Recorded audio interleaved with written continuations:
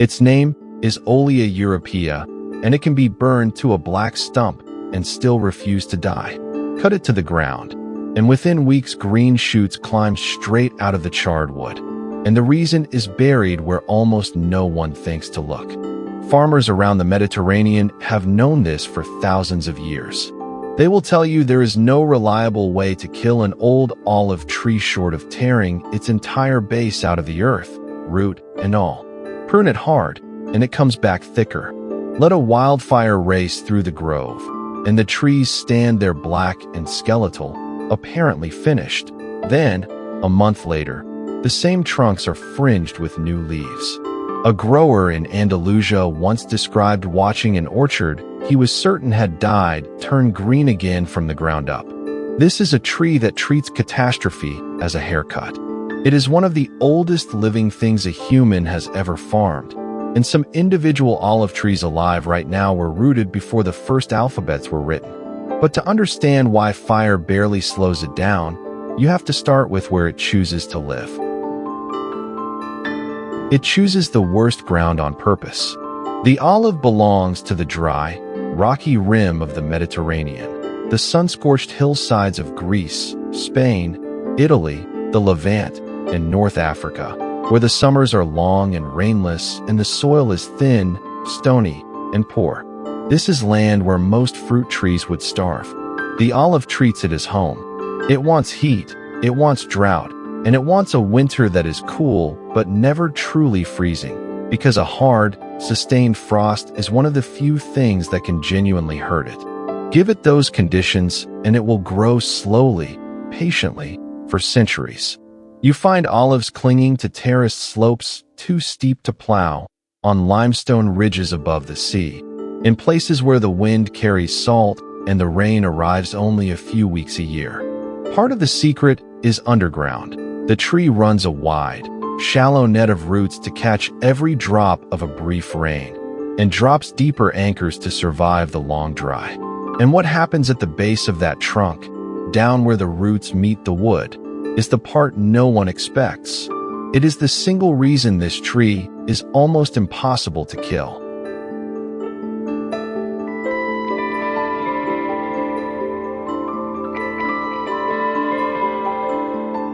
So what is it exactly? Strip away the mythology and the olive is a modest evergreen tree, rarely more than about 10 meters tall, with narrow gray-green leaves that are silver on the underside and a trunk that becomes fantastically gnarled and twisted with age.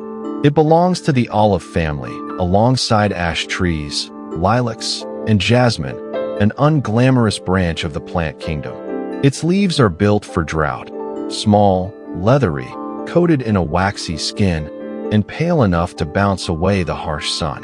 It is an evergreen, so it never drops its whole canopy at once. It trades leaves out a few at a time and keeps working through the dry season when other trees shut down. But the feature that matters most is not the leaves or the fruit. It is the wood at the very bottom of the tree. In an old olive, the trunk near the ground swells into a massive, lumpy, half-buried woody mass, knotted and folded like melted candle wax. Botanists call this a lignotuber. To a passing hiker, it looks like nothing, an ugly, burl-covered base, maybe hollow, often split into what look like several separate trunks. It is, in fact, a survival organ, and it is doing something no ordinary trunk can do. An olive tree can burn to a black skeleton and grow back from its own ashes. Picture a wildfire tearing through a Greek hillside grove. The flames strip every leaf, kill every branch, and leave rows of charred, lifeless stumps standing in gray ash. By any normal rule for a tree, that grove is dead. It is not. Within a few weeks, if the roots below survived, thin green shoots begin pushing straight out of the blackened base of each trunk and out of the ground around it. The tree does not regrow from its ruined crown the way you might expect. It starts over from the bottom, from that lumpy woody base, sending up a ring of fresh sprouts that will slowly rebuild an entire canopy. Farmers count on this. After a fire, or after a killing frost, or even after they deliberately cut an exhausted old tree down to the stump to rejuvenate it, they simply wait. The olive comes back. A single tree can do this over and over across a span of centuries, dying back to the ground and resurrecting from it again and again, which raises the obvious question. How does a burned stump still contain something alive enough to start a whole new tree? The answer is packed into that ugly swelling at the base. It is not dead wood, and it is not really a normal trunk. It is a dense reserve, a woody vault the tree spends its whole life stocking with two things: energy and spare buds. Buried in and just under its knotted surface sit thousands of dormant growth buds, tiny embryonic shoots held in suspension, doing nothing for years or even decades. Alongside them, the tree banks a huge store of starch and sugars, an emergency fuel supply. And crucially, most of this vault sits at or below the soil line, where earth shields it from the worst of a fire's heat. So when flame kills everything above ground, the message that races down through the tree is not death, it is release. The loss of the canopy removes the chemical signals that were keeping those buds asleep.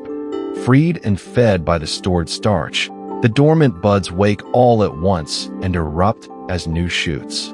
This is the contradiction. For the olive, losing its entire above-ground body is not a fatal wound, but a trigger.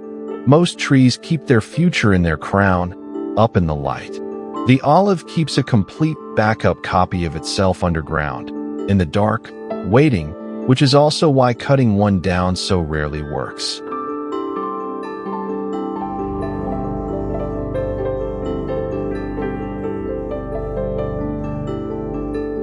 Some olive trees standing today were already ancient when Rome was young. On the island of Crete grows a tree known as the Olive Tree of Vouves, a squat, hollow giant whose gnarled base looks less like wood than like flowing rock. Scientists estimate it has been alive for more than 2,000 years, and by some counts far longer, and it still puts out olives every single season.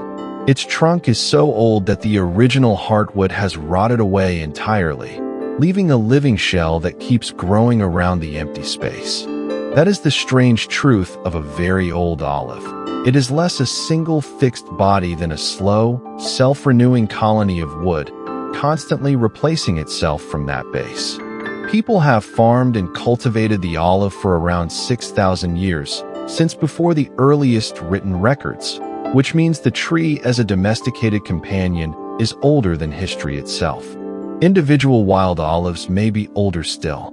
When we call this plant older than recorded history, it is not poetry. There are olive trees whose lives began before the invention of writing, that were already dropping fruit while the first scribes were still pressing marks into wet clay. They have watched empires arrive, harden into stone, and crumble, and they are still, quietly, fruiting. So why does almost no one know this?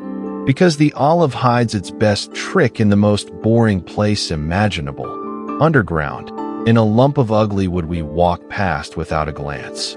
We prize the tree for its fruit and its oil, and we almost never ask how the gnarled, old survivor in the corner of the grove got so old. The answer is that it has been quietly cheating death the whole time, keeping a full copy of itself buried at its own feet, ready to start over the moment the world burns. A forest fire that ends most trees is, for the olive, just another turn of a very long wheel. It does not grow fast, and it does not grow tall. It simply refuses to be finished. And somewhere on a dry Mediterranean hillside, a tree that was old before your language existed is putting out new leaves this morning, exactly as it has for 2,000 years and more.